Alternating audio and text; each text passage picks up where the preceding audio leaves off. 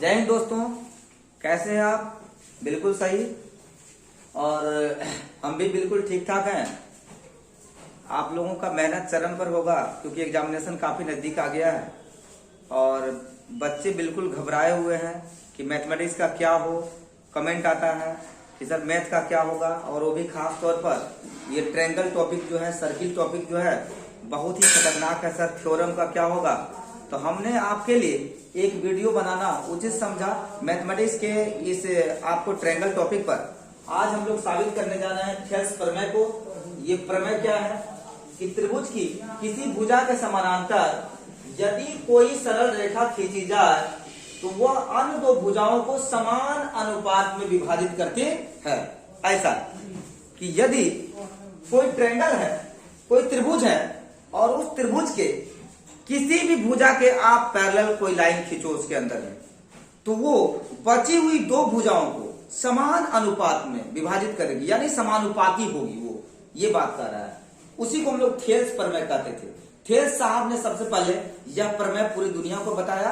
क्या बताया कि अगर कोई त्रिभुज है, ऐसे अगर कोई क्या है, अगर कोई त्रिभुज है और ये रहा आपका त्रिभुज, ये तो इस त्रिभुज में, पहले बात को समझिए अच्छे तरीके से, कुछ नहीं है, एकदम आसान है, उड़ जाएगा हवा में। सिर्फ आप इस बात को ट्राई करिए कि होता क्या है। किसी त्रिभुज की, कोई भी त्रिभुज आप लीजिए, आपके अंदर जो भी आ जाए दिमाग में बात, वही त्रिभुज ले लीजिए। आप जो त्रिभुज लेना ले लीजिए। मैंने त्रिभुज लिया ABC, यानी कोई त्रिभुज है। किसी त्रिभुज की किसी भुजा के समानांतर, चाहे इस भुजा के समानांतर, यहां आप लाइन खींच सकते हो।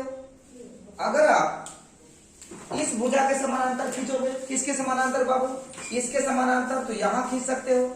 आप इस भुजा के समानांतर खींचोगे इसके अंदर में, तो ऐसे लाइन खींची जाएगी। ये थ्योरम कह रहा है कि आप एक त्रिभुज लीजिए और उस त्रिभुज के किसी भुजा के समानांतर, किसी भुजा के समानांतर ABC त्रिभुज है, चाहे तो इस भुजा के समानांतर अगर कोई लाइन खींचे, तो ये लाइन क्या किया, बची हुई इस दोनों भुजा को समान अनुपात में बांट दिया। समान अनुपात में, असमान अनुपात का मतलब होता है कि इतना बटे इतना, यानी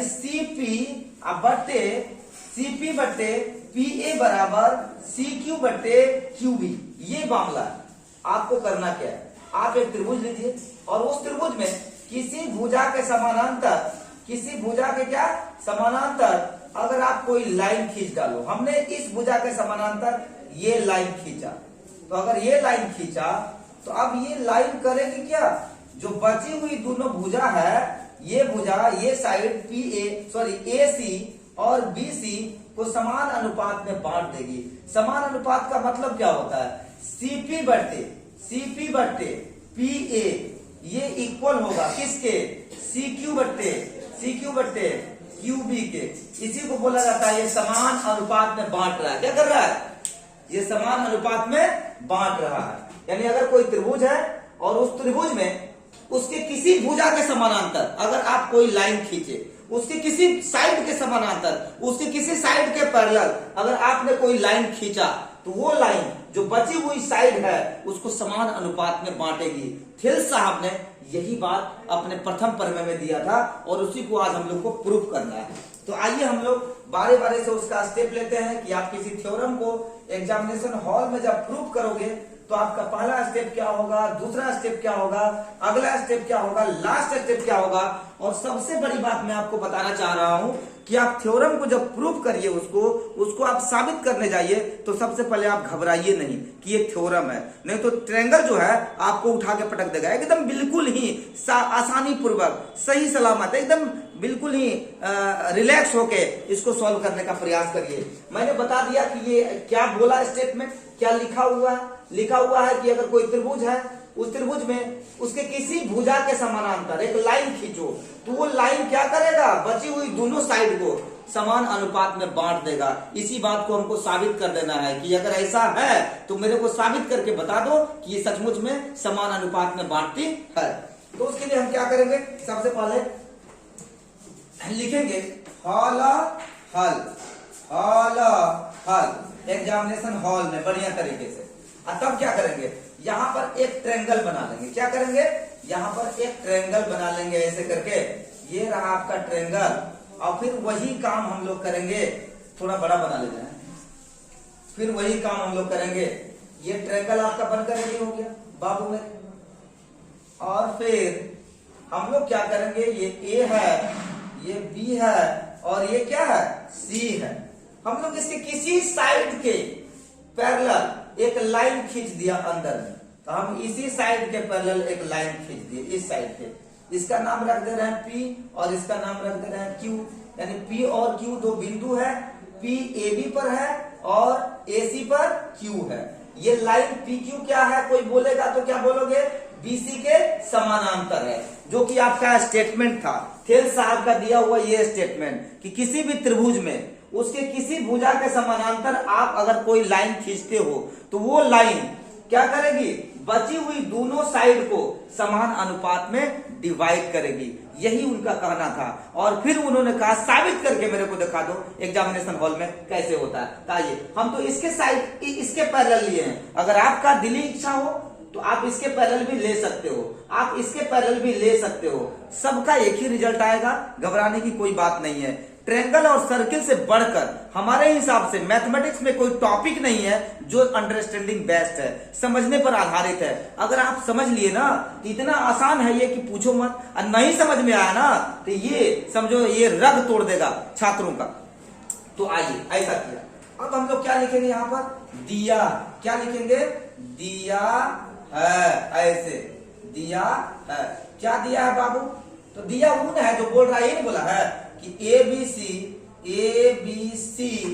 एक क्या है, एक त्रिभुज है, यही दिया हुआ है। ये लिखेंगे ए बी सी एक त्रिभुज है, यही दिया हुआ है।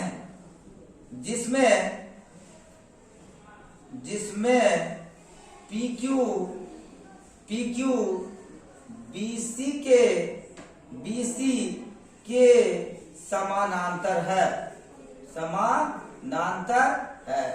ये बात दिया हुआ है कि किसी भुजा के समानांतर खींचिए। ये बात तो बोलिए रहा, तो वही बात हम लोग दे दिए कि बीसी के क्या है, समानांतर है, इतना तक है।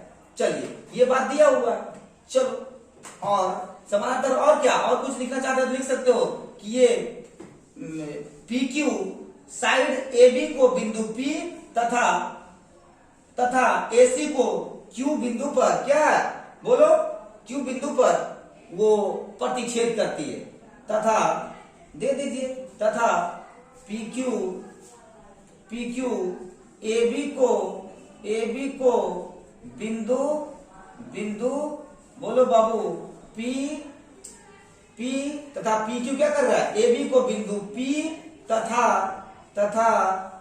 AC को बिंदु बोलो बिंदु Q पर प्रतिच्छेद करती है, ऐसा लिख सकते हो। हमने कुछ नहीं किया।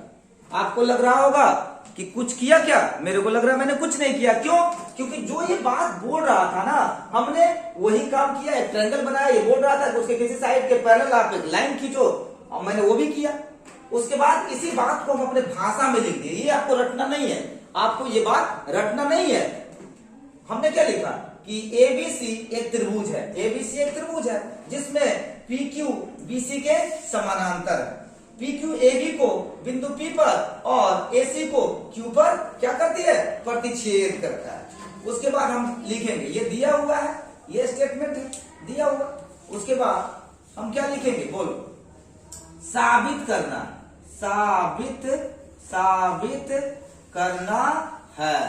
क्या साबित करना है बाबू, क्या साबित करना है, हमें साबित करना है, बोलो, AP बट्टे PB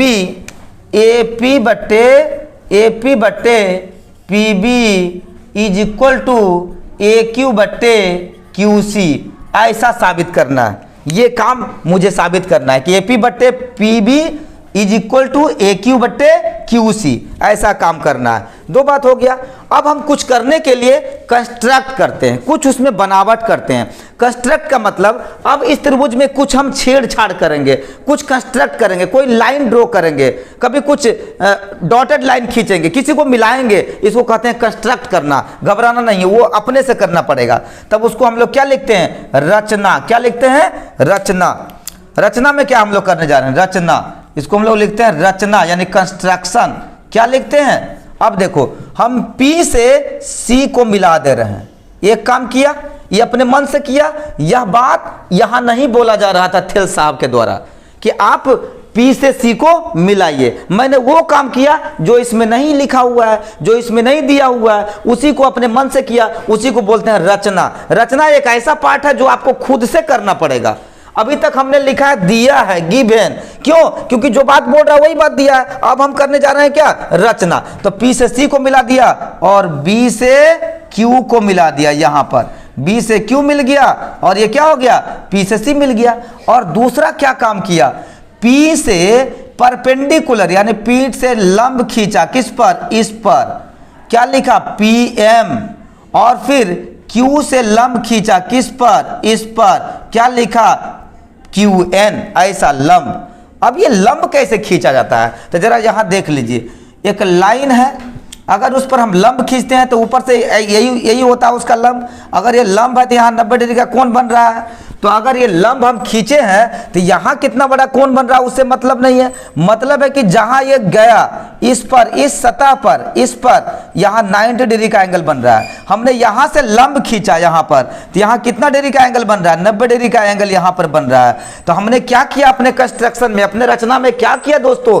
मैंने किया कि P से C को मिलाया और B से Q को मिलाया। और फिर मैंने कहा कि P से इस पर AC पर या AQ पर एक लंब PM खींचा और Q से AP पर या AB पर QN दूसरा लंब खींचना। ये काम मैंने किया। तो वही बात हम लोग लिखेंगे।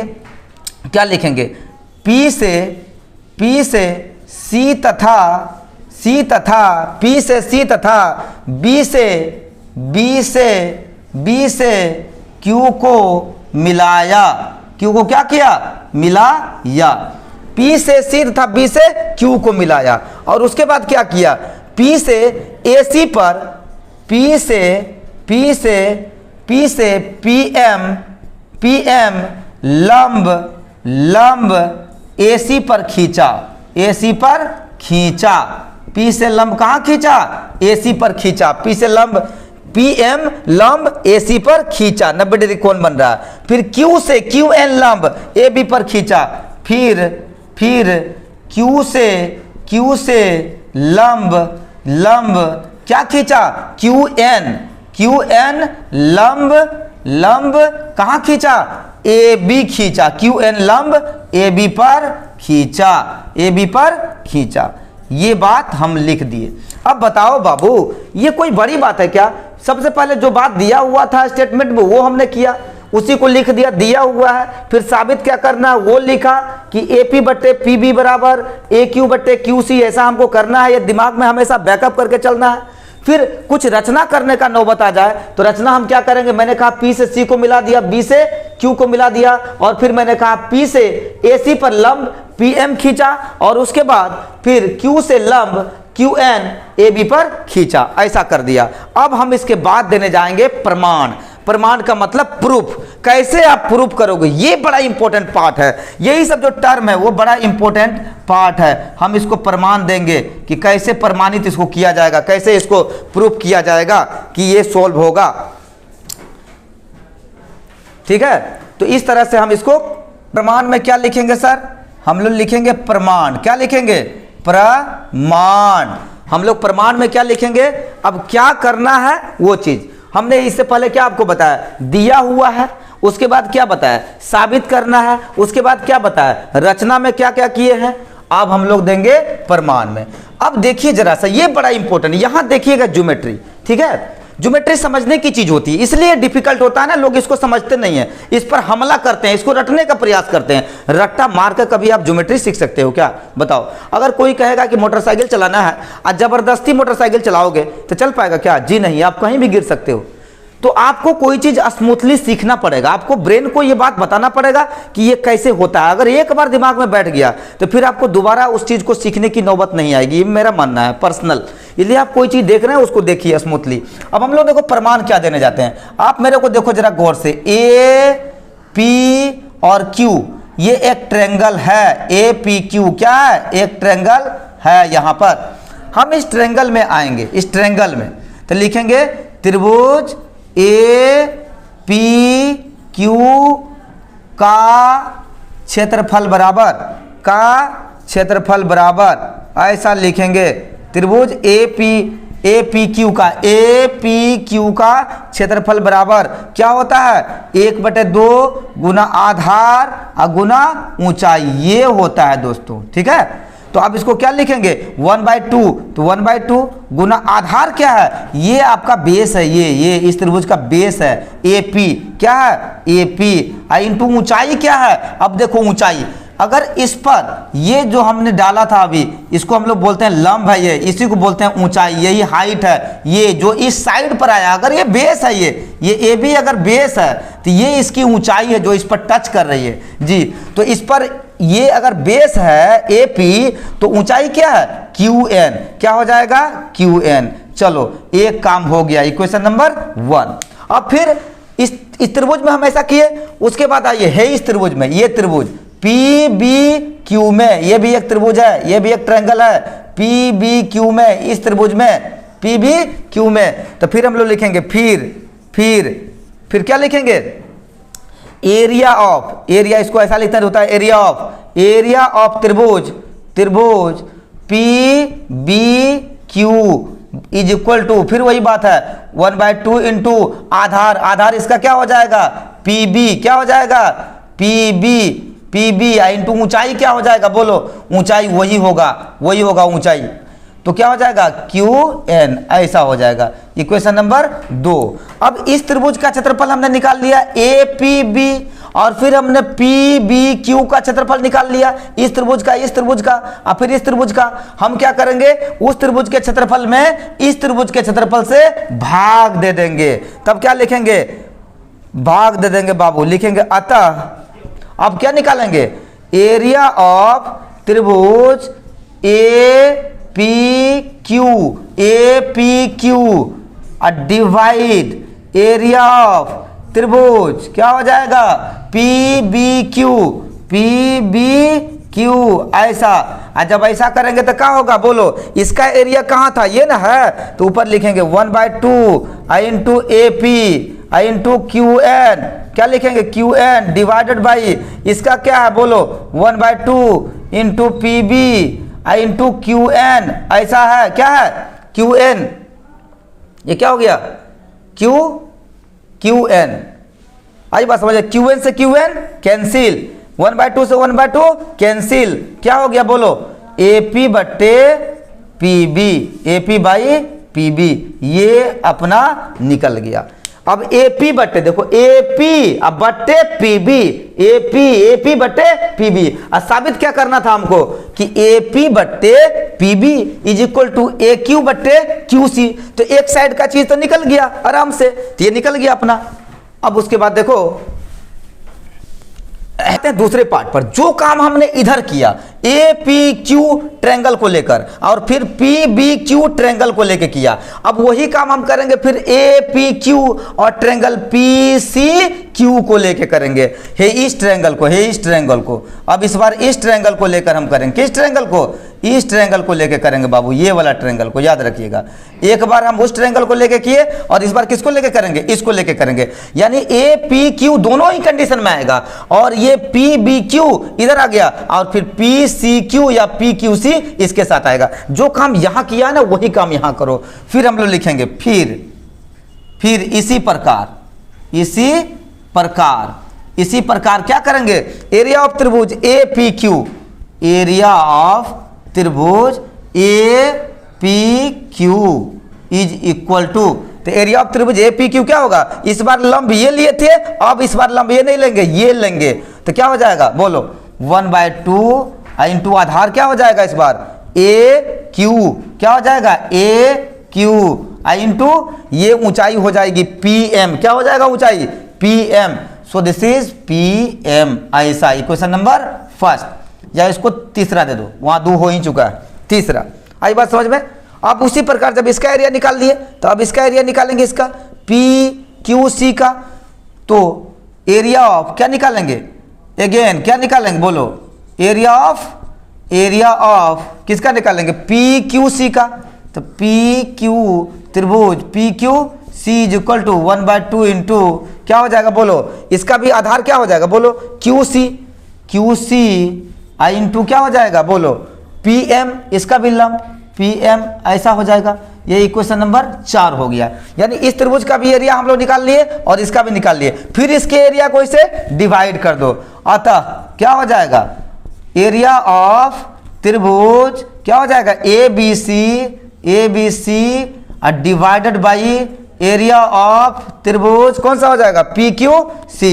तो P Q C is equal to इसका एरिया क्या हो जाएगा 1/2 into A Q into P M, ऐसा डिवाइडेड बाय इसका क्या हो जाएगा 1/2 इंटू क्यू सी, ये वाला रहा ये पार्ट, इंटू पी एम, ऐसा पी एम से पी एम कैंसिल, 1/2 से 1/2 कैंसिल। सो दिस इज क्या हो गया A Q by Q C, ऐसा ये आपको निकल गया A Q by Q C. और यहाँ पर क्या निकल गया A Q by Q C, और यहाँ क्या निकल गया A P by P B. ये तो ये दोनों अब आपको दिखने लगे, बस यही तो आपका हो गया प्रूफ, इतना ही पर ये यहाँ दिख रहा है और ये यहाँ दिखने लगा। और हमको साबित भी क्या करना था, हमको साबित करना था कि P या ए पी बट्टे P B is equal to A Q by Q C, ऐसा हमको साबित करना था, ऐसा बस हमको दिखने लगा। तो यहाँ एक ज्योमेट्री की इंपॉर्टेंट बात बोलना एकदम अनिवार्य हो जाएगा बाबू, जो ज्यामिति के लिए काफी इंपॉर्टेंट है उसके दृष्टिकोण से कि क्यों दोनों को आप बराबर कर दोगे। तो एक कॉन्सेप्ट है ज्योमेट्री में, बहुत ही तगड़ा कॉन्सेप्ट है, जो आप लोग पढ़े होंगे अगर 9th क्लास, तो वहां पढ़ाने को है, बहुत ही इंपॉर्टेंट। कि अगर कोई त्रिभुज है और वो त्रिभुज एक ही आधार और 2 समानांतर रेखाओं के बीच है, मान लो 2 त्रिभुज है और दोनों त्रिभुज कैसा है, वो उस दोनों त्रिभुज का आधार एक ही है और दोनों दो समानांतर रेखा के बीच है, तो उस दोनों का एरिया हमेशा समान होगा। मैंने क्या कहा, मेरी बात समझ में आई? मैंने कहा माय डियर कि अगर 2 त्रिभुज इस प्रकार का है कि दोनों त्रिभुज का बेस एक ही है, एक ही बेस है, और दोनों त्रिभुज 2 समानांतर रेखा के बीच में है, दोनों समानांतर रेखा को टच कर रहे हैं और दोनों का बेस एक ही है, उस पर्टिकुलर कंडीशन में उसका एरिया हमेशा समान होगा। यहां आइए देखिए जरा सा, हम लोग देखते हैं हमारे इस कंस्ट्रक्शन में, इस ज्योमेट्री में ऐसा है कुछ, इसलिए मैंने खोजा तलाशा, मैं आपको दिखा रहा हूं। एक ये त्रिभुज देखो, ये त्रिभुज, ये जहां मेरा लाल कलम ये चल रहा है, ये पी क्यू बी, ये एक ऐसा त्रिभुज है, और एक त्रिभुज पी सी क्यू, ये दोनों त्रिभुज ऐसा है कि दोनों त्रिभुज इस प्रकार का है, ये दोनों त्रिभुज और ये त्रिभुज, कि दोनों त्रिभुज का बेस एक ही है। देखो ये रहा बेस, ये पी क्यू, इसको हम लोग बोलते हैं पी क्यू, और इसको इधर थोड़ा सा लबड़ा दो ऐसे करके, फिर इसको इधर की तरफ ऐसे बना दो, ऐसा हो गया, फिर यहां से इधर की तरफ ऐसे कर दो और इसको मिला डालो। ये आपका क्या है पी सी है और ये आपका क्या है बी क्यू है। एक त्रिभुज ये हो गया और दूसरा त्रिभुज ये है, और फिर इसको आप ऐसे करके मिला डालो। ये लाइन और ये लाइन दोनों, ये लाइन, ये पी क्यू लाइन और ये बी सी लाइन, ये दोनों एक दूसरे के पैरेलल हैं। ये लाइन बी सी को देखा जाए और पी क्यू को देखा जाए, this 2 lines are parallel to each other, and ये ट्रायंगल जो है ना P B Q and triangle P C Q, ये 2 ट्रायंगल हैं अलग अलग। दोनों ट्रायंगल के साथ ब्यूटी क्या है कि दोनों ट्रायंगल इस तरह से एडजस्ट हैं यहां पर इस कंस्ट्रक्शन में कि दोनों ट्रायंगल का बेस यही है। अगर इस ट्रायंगल की मैं बात बोलूं कि ये पी सी क्यू या पी क्यू सी, इसका बेस क्या है, तो जवाब होगा पी क्यू। और इस ट्रायंगल की बात करूं कि इसका बेस कहां खो गया है, कहां है, तो आपका जवाब होगा कि ये पी क्यू बी जो है ना, इसका भी बेस यही है। और फिर हम लोग बोलेंगे कि ये दोनों लाइन पैरेलल है, ये दोनों लाइन, तो अगर ये दोनों लाइन पैरेलल है तो जाहिर सी बात है कि ये पी बी क्यू ट्रायंगल और पी सी क्यू ट्रायंगल इस दोनों पैरेलल लाइन के बीच में एडजस्ट है, बीच में है। दोनों पैरेलल लाइन उसके साइड को रिप्रेजेंट कर रहा है, उसको किसी न किसी रिप्रेजेंट कर रहा है, दोनों के बीच में है। और ये पी क्यू साइड दोनों का बेस है। अगर ऐसा कंडीशन कहीं आया नेचर में, कहीं ज्योमेट्री में आया कि कोई दो ट्रायंगल है और दोनों के बेस एक ही हो और दोनों दो समान समांतर रेखा के बीच में फंसा हो, तो दोनों का एरिया हमेशा बराबर होगा। अब हम इस कॉन्सेप्ट का यूज करके लास्ट में बोल सकते हैं कि अगर इतना बराबर इतना है और इतना है तो पक्का, तब क्या लिख सकते हैं, ये समीकरण कितना है बोलो।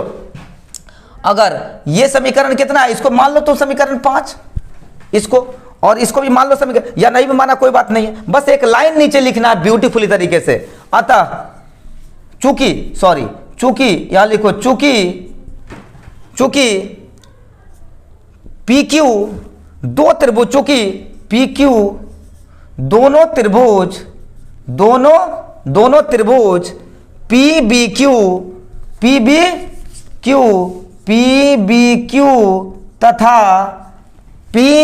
क्यू तथा किसके पी सी क्यू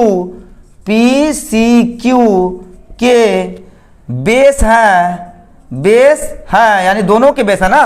चूंकि पी क्यू दोनों त्रिभुज पी बी क्यू तथा पी सी क्यू के बेस हैं और दोनों ट्रायंगल यानी दोनों त्रिभुज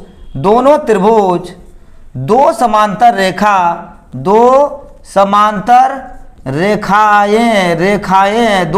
रेखाएं किसके बीच, पी क्यू तथा बी सी के बीच स्थित है।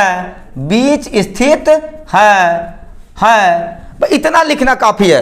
अतः बीच स्थित है, अतः हम कह सकते हैं, क्या कह सकते हैं, अतः हम कह सकते हैं कि AP, अतः हम कह सकते हैं कि इसका एरिया, किसका एरिया, अतः हम कह सकते हैं कि एरिया ऑफ, किसका एरिया ऑफ, रुकिए मिटा लेते हैं। अतः मैंने क्या लिखा बाबू कि पी क्यू त्रिभुज पी बी क्यू तथा पी सी क्यू के बेस हैं और दोनों त्रिभुज दो समांतर रेखाओं के बीच में स्थित है।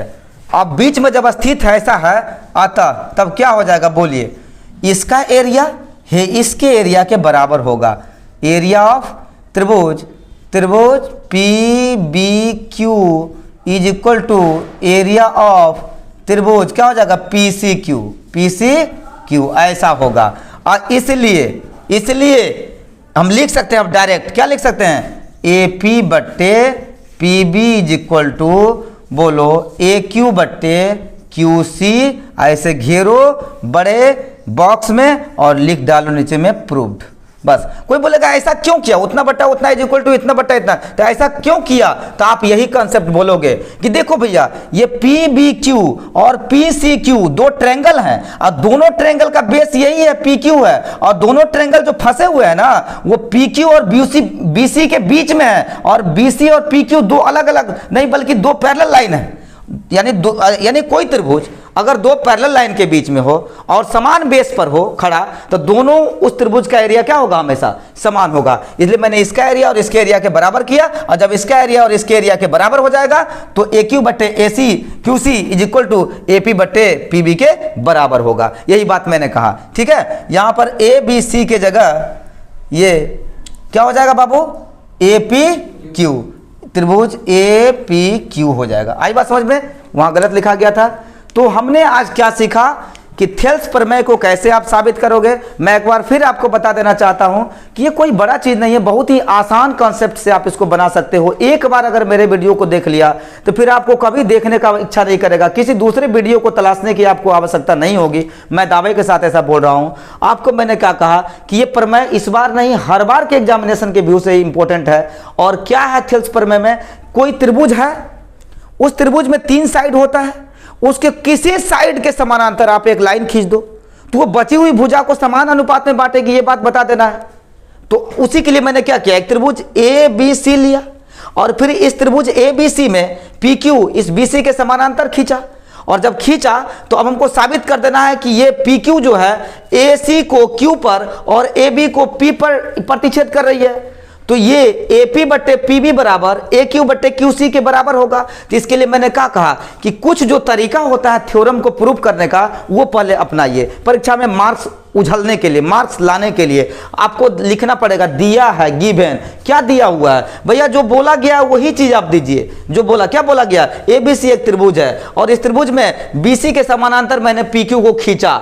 PQ में P जो है AB को, सॉरी PQ लाइन जो है AB को P बिंदु पर प्रतिच्छेद कर रही है तथा AC को Q बिंदु पर प्रतिच्छेद कर रही है। उसके बाद साबित क्या करना है, AP बटे PB बराबर AQ बटे QC, ऐसा मैंने कहा। और तीसरा में मैंने क्या कहा कि आपको कुछ कंस्ट्रक्शन करना पड़ेगा, कुछ रचना करना पड़ेगा। रचना का मतलब क्या होता है, किसी भी ज्योमेट्री में आप कुछ अपने से जो काम करते हैं, आप कोई लाइन खींच दिया, किसी को किसी से मिला दिया, आप कहीं कोई एंगल बना दिया, उसको रचना कहा जाता है। तो हम रचना में क्या किए, P को C से मिला दिए, ये अपने मन से किए, ऐसा कहीं नहीं दिया हुआ है। B से Q को मिला दिया, ये काम किया।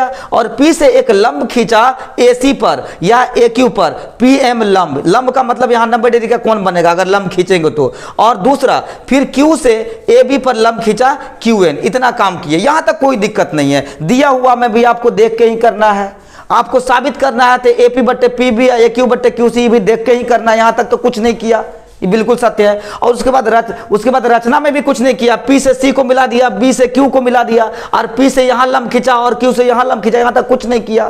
सिर्फ आपको थोड़ा सा ध्यान रखना पड़ेगा। और रही बात परमाण की, परमाण में इंपॉर्टेंट काम किया। क्या किया, याद रखना है आपको कि परमाण में जब सर किए तो किए क्या, त्रिभुज APQ का क्षेत्रफल निकाला और फिर इसी बेस पर जो दूसरा त्रिभुज यहां पर लटका हुआ है PBQ, इसका एरिया निकाला और इसके एरिया को इसके एरिया से भाग दे दिया। जब भाग दे दिया तो निकल गया AP बटे PB। फिर यही काम दूसरे साइड में करना, बस यही कहानी खत्म है।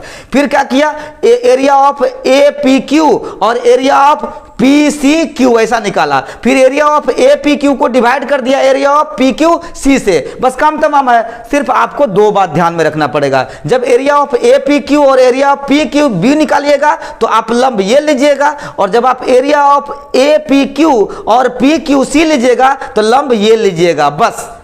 उसके बाद क्या किया भैया, दोनों समीकरण से यूज करके हमने क्या कहा, साबित कर दिया कि चूंकि ये त्रिभुज और ये त्रिभुज इस आधार पर और इस दोनों समानांतर रेखा के बीच खड़ी है, इसलिए इसका एरिया इस त्रिभुज के एरिया के बराबर होगा। और अगर ऐसा हुआ तो AP बट्टे PB बराबर AQ बट्टे QC होगा। That's all my dear. तो आज का ये वीडियो आपको जाहिर सी बात है पसंद आना चाहिए, क्योंकि ये काफ़ी इंपॉर्टेंट वीडियो है और बच्चों का जो मांग था कि सर आप मैथ में आइए और खास तौर पर ट्रायंगल टॉपिक को आप सोल्व करिए, जो 6 थ्योरम दिया हुआ उसको आप क्लियर करिए। तो मैंने आज के वीडियो में आपको थेल्स थ्योरम के बारे में बताया और उसको मैंने प्रूव कर दिया। मुझे आशा है कि आप इसको सही से पढ़ लीजिएगा, समझ में आ जाएगा और अगले वीडियो के लिए आपको इंतजार करना पड़ेगा। मैं कल इसका जो उपप्रमेय है उसको मैं अपलोड करूंगा और तब तक के लिए धन्यवाद। Thank you.